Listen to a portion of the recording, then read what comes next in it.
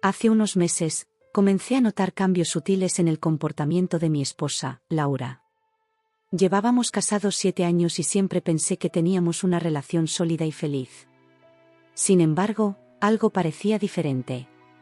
Laura estaba más distante, siempre con el móvil en la mano, tecleando frenéticamente y sonriendo a la pantalla de una manera que no hacía desde hacía mucho tiempo para mí. Al principio, traté de no darle mucha importancia. Está estresada por el trabajo, me decía. Pero entonces, empezaron las salidas.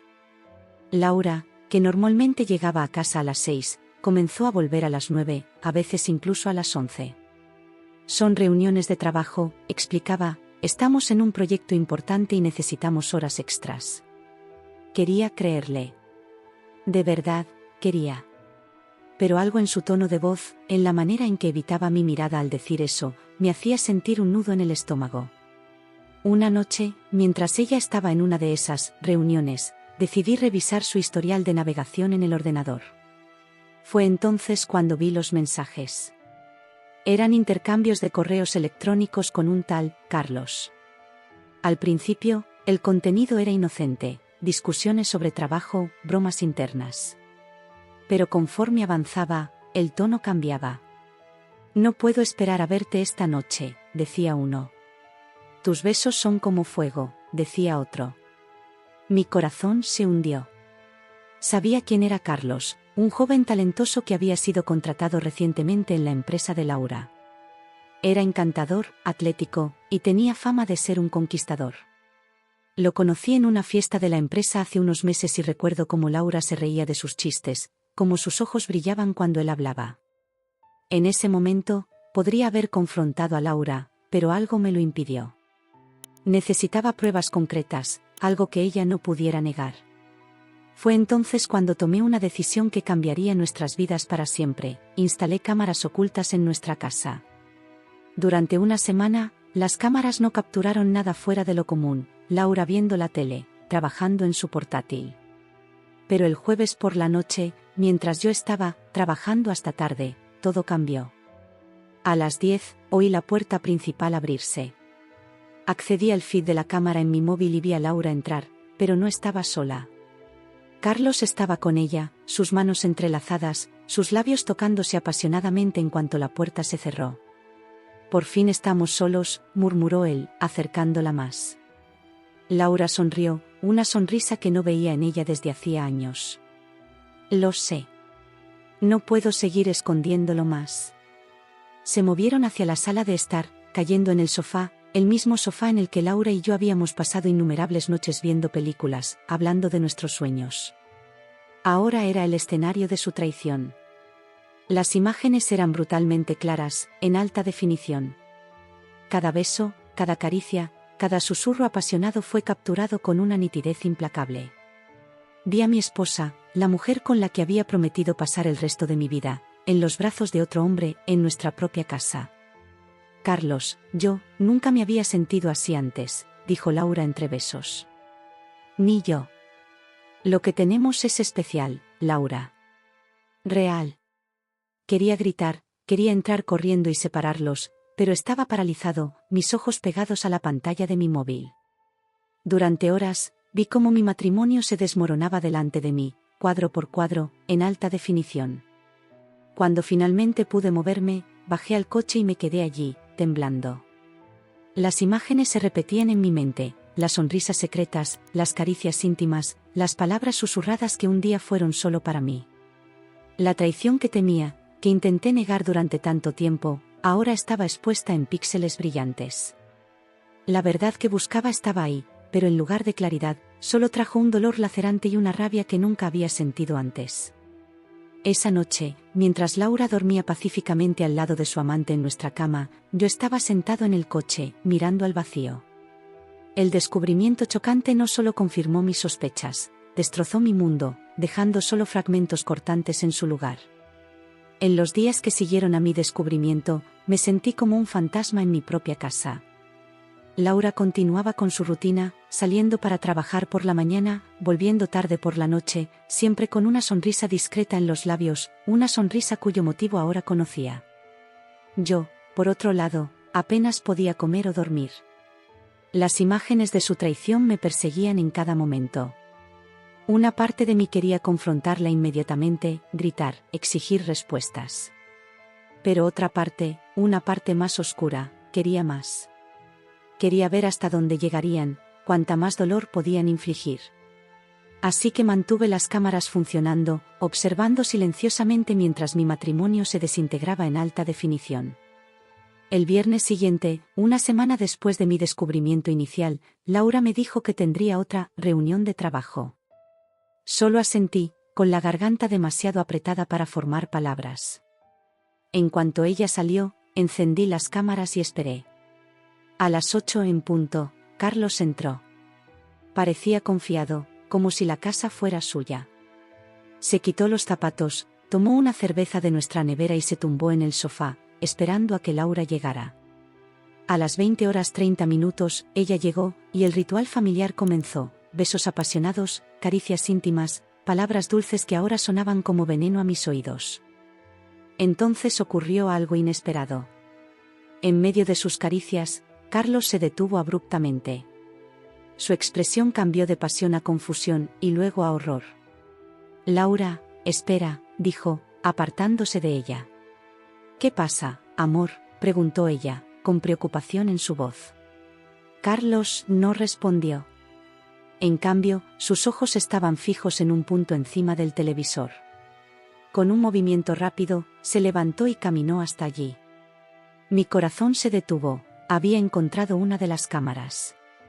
Observé a través de la pantalla de mi móvil mientras Carlos inspeccionaba el dispositivo, su rostro pasando por una serie de emociones: sorpresa, ira, miedo. Por un momento, pensé que iba a arrancar la cámara de la pared, pero en su lugar, la giró hacia el techo. «Laura, ¿qué está pasando?», preguntó, la confusión evidente en su voz. Se volvió hacia ella, su rostro pálido. «Una cámara. Alguien puso una cámara aquí».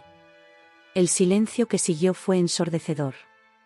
Vi el rostro de Laura desde el ángulo distorsionado de la cámara, el horror extendiéndose lentamente por sus rasgos. «No, no puede ser. Jorge no haría esto». Carlos soltó una risa amarga. «¿No lo haría? ¿Realmente crees eso?». Comenzó a buscar más cámaras en la sala. «Tenemos que irnos de aquí, ahora».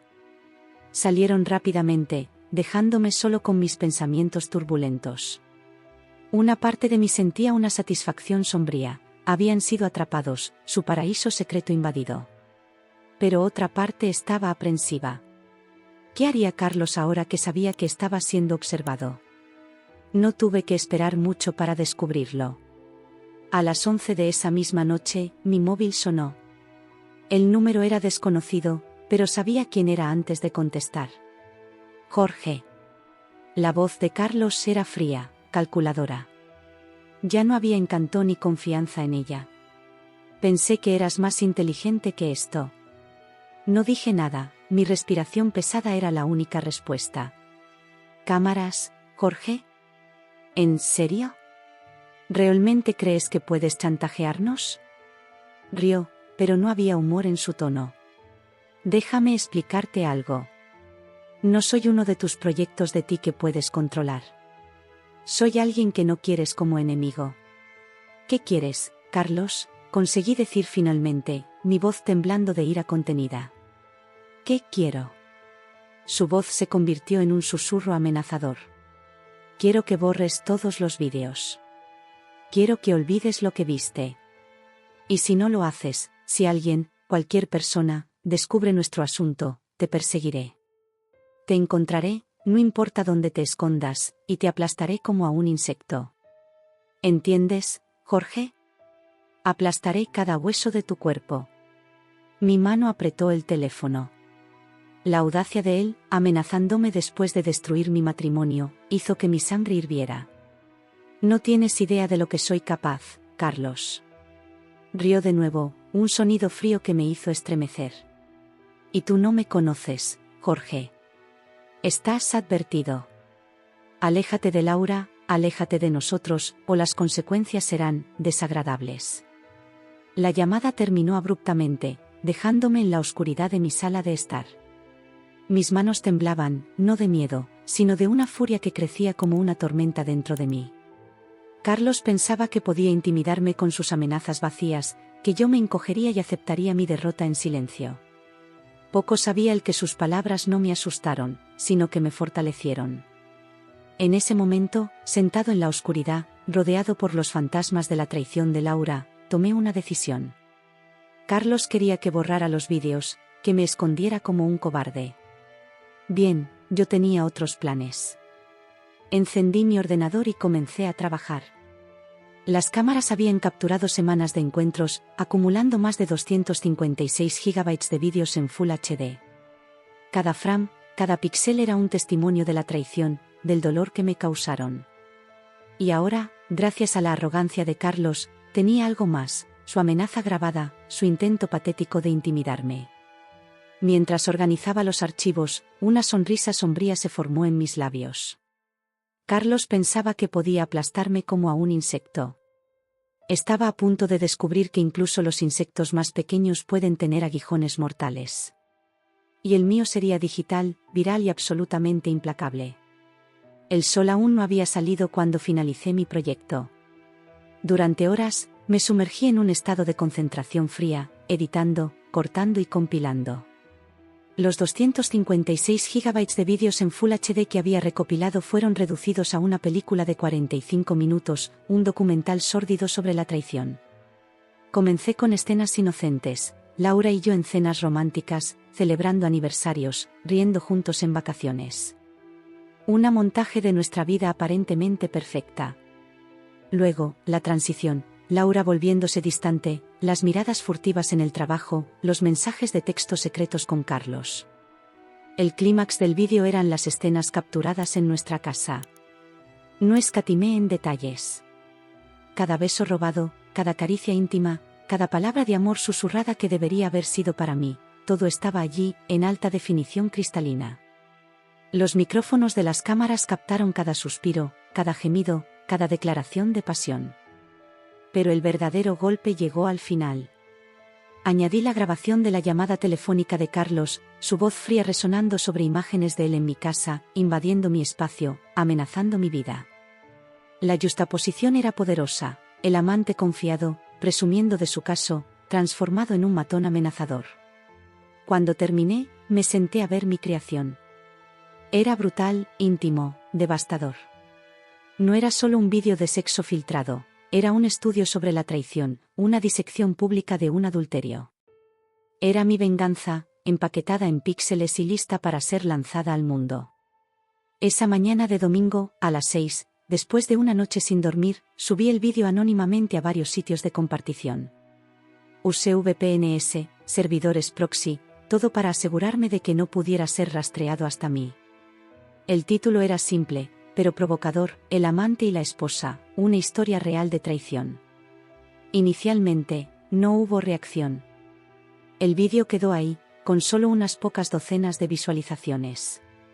Estaba a punto de salir a tomar un café cuando mi teléfono comenzó a vibrar sin parar. Eran notificaciones, cientos de ellas. Mi vídeo estaba explotando.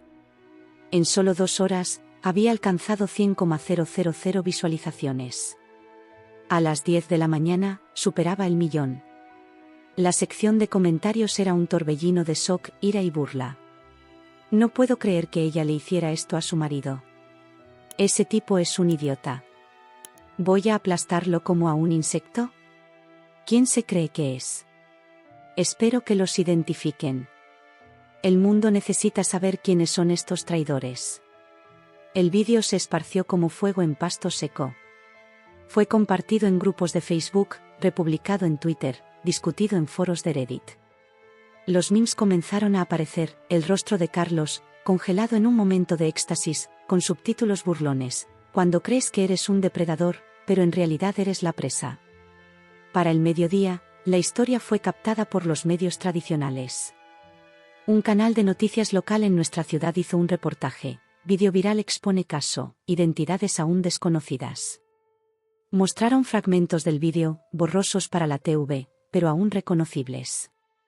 Fue en ese momento que la realidad de mi venganza comenzó a asentarse. Sentado en mi oficina en casa, estaba controlando una tormenta digital, un huracán de vergüenza y exposición que estaba a punto de arrasar las vidas de Laura y Carlos. A las 3, lo impensable ocurrió. Alguien en Reddit identificó a Carlos. «Ey, espera. ¿Ese tipo no es el ejecutivo de RaiCTech? ¿Carlos Sánchez?». La publicación incluía un enlace al perfil de LinkedIn de Carlos, poniendo su foto profesional al lado de un fotograma del vídeo. Internet hizo el resto. En minutos, todos los detalles de la vida de Carlos estaban expuestos: su puesto en RaiCTech, su historial académico, incluso su Instagram lleno de selfies en el gimnasio y fotos de viajes lujosos. Las personas comenzaron a etiquetar a RaiCTech en publicaciones, exigiendo una declaración. Laura fue la siguiente. Una excompañera de universidad la reconoció: OMG, esa es Laura González. Estudiamos juntas. Fotos de su perfil en Facebook comenzaron a circular, junto con detalles sobre su carrera, nuestra vida en común. Para entonces, el vídeo se había convertido en algo más de lo que imaginé. No era solo viral, era un fenómeno global. A las 6, menos de 12 horas después de haberlo subido, había acumulado más de 10 millones de visualizaciones. Canales de noticias internacionales lo estaban cubriendo. Hashtags como #traidores descubiertos y #amante expuesto estaban en los temas de tendencia. Carlos, que esa mañana era un ejecutivo respetado y un conquistador confiado, ahora era una broma internacional. Cada fotograma del vídeo, cada sílaba de su amenaza telefónica, era disecado y ridiculizado. Las personas ya no lo veían como un hombre poderoso, sino como un símbolo de traición y cobardía. A medida que el sol se ponía, miraba por la ventana, observando los coches pasar, las personas caminando, ajenas al caos digital que había desencadenado. Tomé mi teléfono y vi una vez más el contador de visualizaciones subir. 11 millones. 12 millones, subiendo cada segundo. En ese momento, sentado solo en mi oficina, rodeado por el zumbido de notificaciones y el brillo de la pantalla del ordenador, la enormidad de lo que había hecho me golpeó. No solo había expuesto una traición, había transformado vidas privadas en un espectáculo público, un cruel reality show de la vida real. Diego había amenazado con aplastarme como un insecto. Ahora, a través de mi venganza digital, era él quien estaba siendo aplastado, no por mí, sino por millones de extraños en Internet, cada visualización y compartición añadiendo más peso a su ruina. En los días que siguieron a la viralización del vídeo, observé la caída de Carlos y Laura como un espectador silencioso, viendo el caos que se desarrollaba a través de las pantallas, mi ordenador, mi móvil, incluso la televisión. El mundo digital que había usado como herramienta de venganza ahora se convertía en el escenario de su desgracia pública. El lunes por la mañana, encendí la televisión local para ver las noticias. El rostro de Carlos estaba ahí, junto a una presentadora de expresión seria. El vídeo que conmocionó Internet, ejecutivo local expuesto en escándalo de infidelidad. El reportaje describía en detalle el meteórico ascenso de Carlos en RaiCTech, pintándolo como un prodigio del mundo corporativo, solo para luego describir su caída igualmente rápida. En una declaración a la prensa, RaiCTech anunció la suspensión inmediata de Carlos Sánchez, afirmando que su conducta no refleja los valores éticos de nuestra empresa. La presentadora agregó: fuentes internas sugieren que el despido permanente es casi seguro. No podía evitar sentir una punzada de satisfacción. Carlos, que tanto se enorgullecía de su carrera, que usaba su estatus para seducir a mi esposa, ahora veía todo desmoronarse en cuestión de días. Durante el día, seguí las redes sociales. El perfil de LinkedIn de Carlos, antes lleno de elogios y recomendaciones, estaba inundado de comentarios venenosos. Grandes habilidades en gestión de relaciones, Carlos. Especialista en estrategias de penetración de mercado. ¡Qué asco! RaiCTech, ¿cómo pudieron promover a alguien tan despreciable? En Instagram, la situación era aún peor. Cada foto de Carlos, en fiestas, en la playa, en reuniones de negocios, estaba llena de memes e insultos. Personas que él ni siquiera conocía estaban etiquetando a amigos: mira, es el tipo del vídeo. Su número de seguidores estaba explotando, no por admiración, sino por burla. A la tarde, recibí una llamada de un viejo amigo en común, Javier. Jorge, ¿has visto todo esto? Es una locura. Sí, respondí secamente. ¿Qué dicen las personas? Javier suspiró. Es brutal, hombre. En el club de golf, nadie quiere jugar con Carlos. En el gimnasio, la gente cambia de máquina cuando él se acerca. Es como si tuviera una enfermedad contagiosa. ¿Y Laura?, pregunté, tratando de mantener mi voz neutral. Está destrozada. Algunas amigas intentaron visitarla, pero no abre la puerta. En la oficina, bueno, las mujeres la tratan como a una paria. He oído que pidió una baja médica. Después de colgar, me quedé pensando en Laura, sola en nuestra casa, la misma casa que había profanado con su traición. Una parte de mí quería sentir empatía, quería correr hasta ella y consolarla. Pero entonces, las imágenes del vídeo parpadearon en mi mente, sus gemidos, su cuerpo entrelazado con el de Carlos, y la compasión se transformó en ácido. El martes, la situación de Carlos empeoró dramáticamente. Mientras desayunaba, mi móvil sonó. Era un número desconocido. Jorge, soy Carlos. Por un momento, quedé paralizado. Su voz ya no era amenazante, estaba trémula, casi suplicante. ¿Qué quieres?, respondí fríamente. Tú no entiendes lo que está pasando. Las personas están locas. Anoche, alguien lanzó huevos a mi casa. Esta mañana, había grafitis, traidor, destructor de hogares. No puedo salir, no puedo trabajar. ¿Y qué esperas que haga, Carlos? Me amenazaste, ¿recuerdas? Dijiste que me aplastarías como a un insecto. Soltó una risa amarga. ¿Aplastar a ti? Apenas puedo salir de casa sin ser acosado. Un tipo en el mercado me reconoció, empezó a gritar, es el idiota del vídeo. Tuve que dejar las compras y correr. Mientras Carlos hablaba, percibía el miedo en su voz. El hombre que una vez exudaba confianza y poder ahora estaba reducido a un paria social, saltando ante cada sombra, temiendo cada llamada telefónica. Jorge, por favor, suplicó. Di que el vídeo es falso, que fue montado. Yo, pagaré lo que quieras. Casi me reí. Es demasiado tarde, Carlos. El mundo ya decidió quién eres. Terminé la llamada y me quedé mirando por la ventana. Al otro lado de la calle, vi un coche desconocido estacionado. Había un hombre dentro, sosteniendo una cámara con una gran lente. Un paparazzi, esperando capturar un vistazo del infame esposo. Fue en ese momento que la verdadera magnitud del caos que había creado me golpeó. Carlos y Laura, antes tan confiados en su caso secreto, ahora vivían en un estado de miedo constante. Cada esquina se había convertido en una posible emboscada, cada extraño un potencial acosador. La ciudad que una vez fue su patio de recreo ahora era una prisión al aire libre, donde cada calle traía el recuerdo de su humillación viral. ¿Y yo?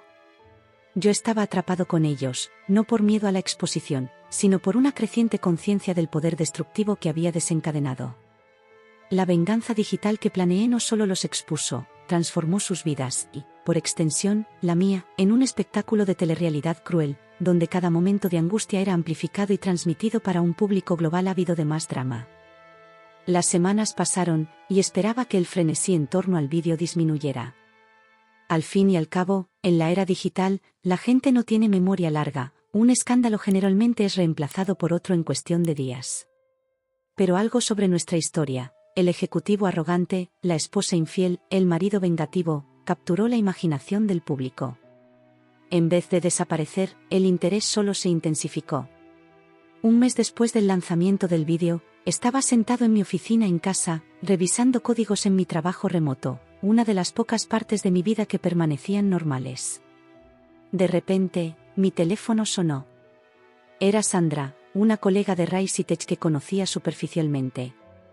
«Jorge, ¿estás viendo las noticias?», preguntó, con urgencia en su voz. «No, estaba trabajando». «¿Por qué?». «Enciende la tele ahora. Canal 7». Corrí a la sala y encendí la televisión. Lo que vi me dejó helado.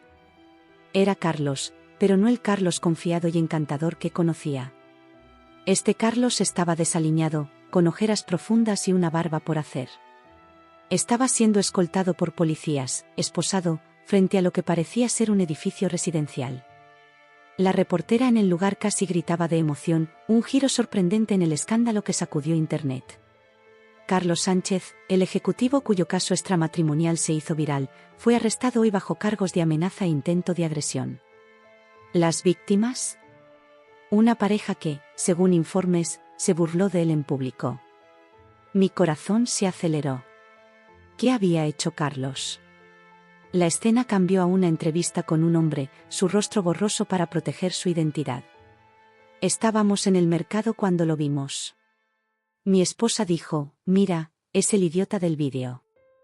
Él se volvió loco, comenzó a gritar que nos destruiría, que habíamos arruinado su vida.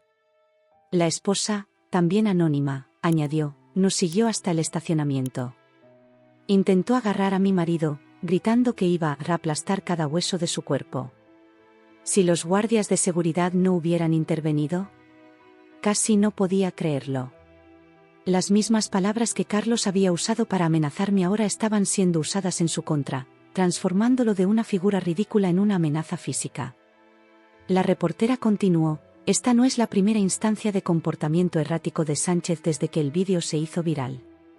Ha habido informes de confrontaciones públicas, amenazas en línea e incluso un supuesto intento de invadir la casa de su antiguo empleador. El reportaje terminó con un comentario mordaz, diamante confiado a criminal acusado. La caída de Carlos Sánchez sirve como un recordatorio sombrío de los peligros de la infidelidad en la era digital. Apagué la tele, mi mente dando vueltas. Carlos, en su desesperación, había hecho exactamente lo que yo esperaba y temía. Incapaz de lidiar con la humillación constante, intentó intimidar y silenciar a aquellos que se divertían con su desgracia. Pero su intento fracasó miserablemente, transformándolo de un objeto de burla en un paria peligroso. Esa noche, no pude dormir. Estuve repasando los eventos de los últimos meses, el descubrimiento de la traición, la amenaza de Carlos, mi venganza digital. Cada acción, cada reacción, nos había llevado a este punto, un clímax devastador que nunca podría haber previsto. A la mañana siguiente, recibí otra llamada. Era Laura. Jorge. Su voz estaba rota, casi irreconocible. ¿Has visto las noticias? Sí, respondí suavemente. Lo están llamando monstruo, Jorge. Carlos, no es así. Solo, no pudo soportarlo más. Hubo una pausa, llena solo por sus sollozos silenciosos. Luego continuó, Jorge, lo que hicimos, lo que te hice, fue imperdonable. Lo sé. Pero esta humillación pública, este linchamiento digital, nadie merece esto. Nadie. Sus palabras me golpearon como un puñetazo. Laura tenía razón. Lo que ella y Carlos me hicieron fue cruel, una traición a la confianza más profunda. ¿Pero lo que hice en represalia? Transformé sus vidas en un espectáculo global, exponiendo cada momento íntimo para el consumo público. Los dejé desnudos, no solo físicamente, sino emocionalmente, para que el mundo entero los juzgara y condenara. Laura, yo. No, Jorge, me interrumpió. No estoy llamando para pedir perdón. No lo merezco. Estoy llamando para advertirte. Están viniendo por ti ahora. ¿Qué? ¿Quién? Los reporteros, los blogueros, todos ellos. Descubrieron que eres el marido. Algunos están especulando que tú filtraste el vídeo. Jorge, van a intentar hacer contigo lo mismo que hicieron con nosotros. El pánico comenzó a subir por mi garganta. Había sido tan cuidadoso, tan metódico en mantener mi anonimato. Pero, claro, en una ciudad pequeña como la nuestra, los secretos tienen piernas cortas. ¿Qué hago, Laura? Suspiró. No lo sé. Quizás sea nuestro castigo, ¿sabes? Yo te traicioné, tú nos expusiste, Carlos amenazó, y ahora, todos somos personajes en esta historia horrible, destruidos por nuestras propias elecciones. Después de que Laura colgara, me quedé parado en mi sala de estar, mirando el sofá donde tantas veces los vi juntos. La ironía era sofocante. Había planeado mi venganza digital como un medio para exponer la verdad, para hacer justicia. En cambio, creé un monstruo viral que ahora amenazaba con devorarnos a todos. Carlos, el amante confiado, ahora era un hombre quebrado, arrestado por sus propias amenazas. Laura, mi esposa infiel, estaba aislada, su nombre arrastrado por el barro. Y yo, el marido vengativo, estaba a punto de convertirme en el próximo objetivo, mi papel en este drama digital a punto de ser diseccionado por el mismo público que había alimentado. En ese momento, sentado en mi casa silenciosa, entendí la verdadera naturaleza de la venganza en la era digital. No hay ganadores, solo diferentes grados de pérdida. Cada clic, cada compartición, cada comentario burlón, todos se suman, transformando vidas privadas en entretenimiento público, reduciendo personas complejas a caricaturas bidimensionales. El vídeo que creé, concebido como un instrumento de verdad y justicia, se había convertido en algo muy diferente. Era un virus digital, infectando no solo a sus objetivos pretendidos, sino a todos a su alrededor, dejando un rastro de reputaciones destruidas y humanidad disminuida. Y ahora, mientras los reporteros se congregaban como buitres fuera de mi casa, me preguntaba, en un mundo donde nuestras vidas digitales pueden convertirse en armas, donde nuestras fallas pueden ser amplificadas para el consumo global, ¿existe realmente alguna victoria en la venganza? ¿O todos nosotros, traidores y traicionados, acabamos igualmente expuestos, igualmente disminuidos, atrapados en una red de nuestra propia creación?